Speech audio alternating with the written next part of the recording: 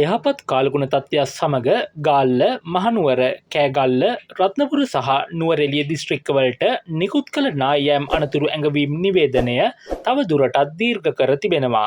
ඒ අනුව හෙට පස්වරු 4 දක්වා අදාළ නායෑමේ අනතුරු ඇඟවීම දීර්ඝ කිරීමටයි ජාතික ගොඩනැගිලි පර්යේෂණ සංවිධානය පියවරගෙන ඇත්තේ. එම දිස්ත්‍රික්කවල නායෑම් අනතුරු සහිත ප්‍රදේශවල ජනතාව ඒ සම්බන්ධයෙන් අවධානයෙන් පසුවිය යුතු බවද ඔවුන් දැනුම් දෙනවා. මේ අතර බලංගොඩ මාදොළ ප්‍රදේශයේ පිහිටි අවන්හලක් මතට ගසක් කඩා වැටි සිදු අනතුරකින් පුද්ගලයින් 7 දෙනෙකු තුවාල ලබා තිබෙනවා.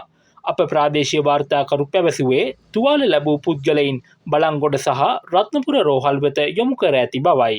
එසේම ඉහළ කොත්මලේ වාන්දොරටුවක්ද මේ වන විට විවෘත කර තිබෙනවා.